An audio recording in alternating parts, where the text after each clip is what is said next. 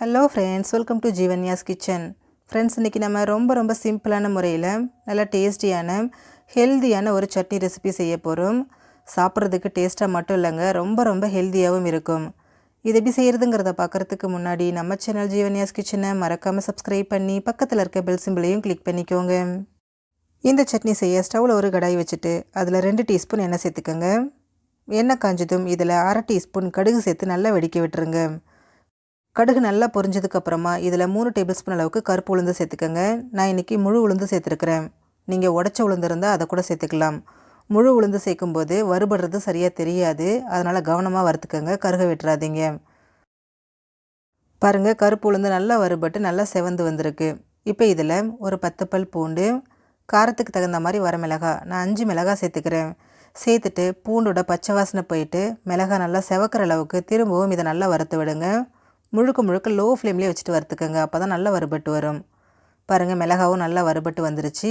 இப்போ இதில் மீடியம் சைஸில் நல்லா பழுத்த தக்காளியாக 5 தக்காளி சேர்த்துக்கோங்க. கூடவே 2 டீஸ்பூன் அளவுக்கு கல்லுப்பு சேர்த்துக்கிறேன். நீங்கள் டேபிள் சால்ட் சேர்க்குறீங்கன்னா 1 டீஸ்பூன் சேர்த்துக்கோங்க, சரியாக இருக்கும்.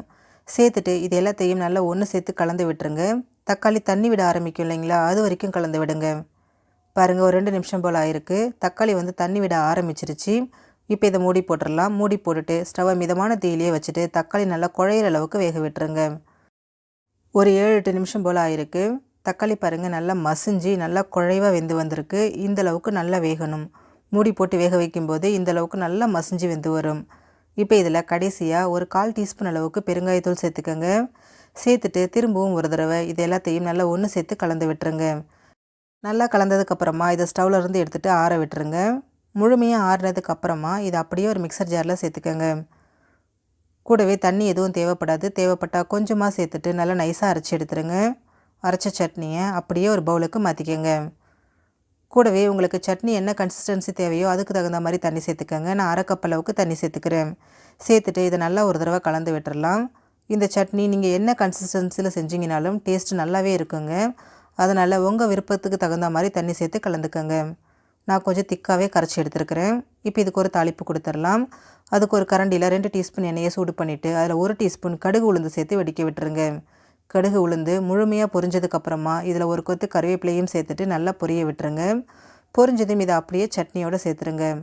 ரொம்ப டேஸ்டியான ஹெல்த்தியான கருப்பு உளுந்து தக்காளி சட்னி ரெடி ஆகிடுச்சு. ஃப்ரெண்ட்ஸ், நீங்களும் இந்த ரெசிபியை ட்ரை பண்ணி பாருங்கள். ட்ரை பண்ணி பார்த்துட்டு உங்களோட எக்ஸ்பீரியன்ஸை மறக்காமல் கமெண்ட் பாக்ஸில் கமெண்ட் பண்ணுங்கள். உங்கள் ஃப்ரெண்ட்ஸ் அண்ட் ஃபேமிலி மெம்பர்ஸோட இந்த வீடியோவை ஷேர் பண்ணுங்கள். நம்ம சேனல் ஜீவன்யாஸ் கிச்சனை சப்ஸ்கிரைப் பண்ணி பக்கத்தில் இருக்க பெல் சிம்பிளையும் கிளிக் பண்ணிக்கோங்க. அப்போ தான் நான் போடுற வீடியோஸோட நோட்டிஃபிகேஷன்ஸ் உடனுக்குடனே உங்களுக்கு வரும். தேங்க்யூ.